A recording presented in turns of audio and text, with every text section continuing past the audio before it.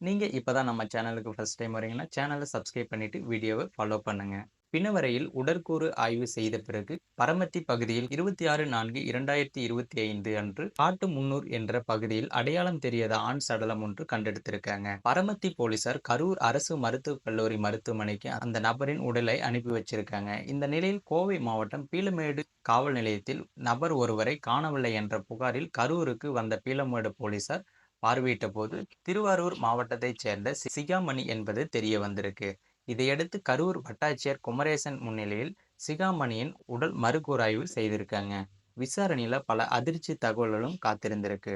கோவை காந்தி மாநகரைச் சேர்ந்தவர் தியாகராஜன் என்பவர் தனது மனைவியை பிரிந்து வசித்து வந்த நிலையில் அதே பகுதியைச் சேர்ந்த கோமதி என்பவருடன் கள்ளக்காதல் ஏற்பட்டிருக்கு.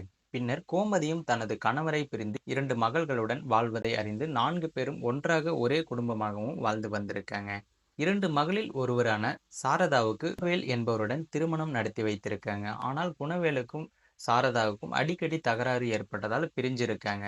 மேலும் தியாகராஜன் குணவேலை அழைத்து பேச்சுவார்த்தை நடத்திய போது கைகலப்பாக மாறி ஒரு கட்டத்தில் குணவேலை கடந்த 2016ஆம் ஆண்டு கொலையும் செஞ்சிருக்காங்க. இந்த வழக்கில் தியாகராஜன் கைதாகி ஆயுள் தண்டனை விதிக்கப்பட்ட நிலையில் மேல்முறையீடு செய்து ஜாமீனில் வெளியே வந்திருக்காரு. அப்போது சாரதா வேலைக்காக துபாயும் சென்றிருக்காங்க.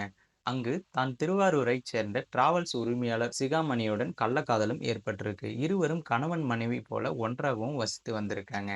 அந்த சமயத்தில் சிகாமணிக்கு 6 லட்சத்தையும் கொடுத்திருக்காங்க. சாரதா ஒரு கட்டத்தில் அந்த பணத்தை திருப்பி கேட்டபோது இருவருக்கும் இடையே பிரச்சனை எழுந்திருக்கு.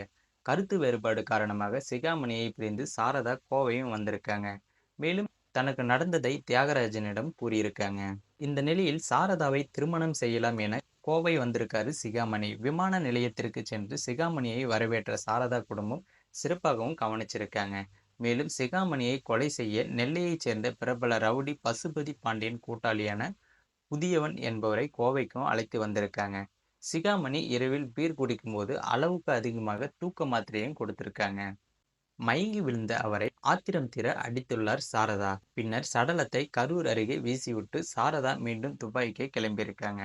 இந்த சம்பவத்தில் போலீசாருக்கு சந்தேகம் ஏற்பட்டவுடன் தியாகராஜன் காவல் நிலையத்துல சரணம் அடைஞ்சிருக்காரு. இந்த சம்பவம் பாத்தீங்கன்னா அப்பகுதியில பெரும் பரபரப்பையும் சர்ச்சையும் ஏற்படுத்திட்டு இருக்கு.